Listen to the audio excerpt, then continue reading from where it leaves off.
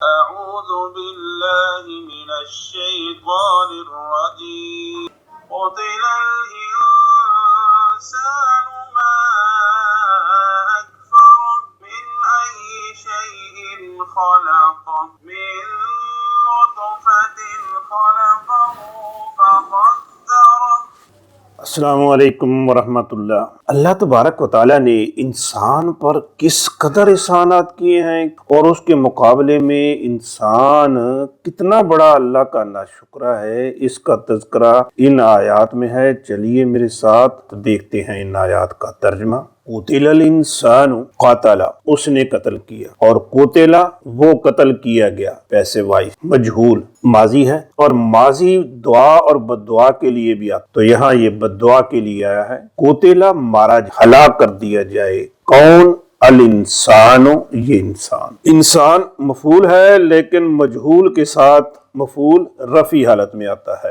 ما کس نے، کس چیز نے، اکفرا کفر کروایا، ہو اس سے، ما اکفرا ہو کس چیز نے اسے کفر کرنے پر، ناشکری کرنے پر مجبور کیا، من سے، آئیے کس، شیئن چیز، من ای شیئن کس چیز سے، خلقہ خلقہ اس نے پیدا کیا، ہو اسے، من نطفہ من سے، نطفت ایک بوند پانی سے۔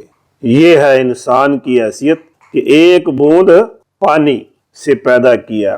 خلقہ خلقہ اس نے پیدا کیا، ہو اسے، من نطفت خلقہ اس نے پیدا کیا اس کو ایک بوند پانی سے۔ فقدرہ فا پھر قدرہ اس نے تقدیر مقرر کی، ہو اس کی۔ ابھی انسان ماں کے پیٹ میں ہی ہوتا ہے تو اللہ تبارک و تعالیٰ فرشتے کو بھیج دیتے ہیں جو لکھ دیتا ہے کہ یہ لڑکا ہوگا یا لڑکی ہوگی، کیا رزق کتنا ہوگا، اس کی عمر کتنی ہوگی، یہ نیک ہوگا یا گناہگار ہوگا۔ یہ کس قدر تعجب اور حیرانگی والی بات ہے کہ اللہ تبارک و تعالیٰ نے اس انسان کو کہاں سے اٹھایا اور کہاں پہنچایا، ایک بوند پانی سے، اور خوبصورت انسان بنا کے دنیا پر بھیج دیا، اور پھر اس کے مقدر میں کتنی نعمتیں کر دی، پھر بھی یہ اس کی ناشکری کر رہا ہے، اس کی بجائے غیروں کے سامنے سجدہ رہ جائے، تو پھر ایسے انسان کے لیے کیا ہونا چاہیے؟ تو اس کے لیے لازماً پھر بد دعا ہی منہ سے نکلتی ہے کہ یہ برباد ہو جائے، ہلاک ہو جائے۔ ترجمہ ایک بار پھر دیکھ لیجئے۔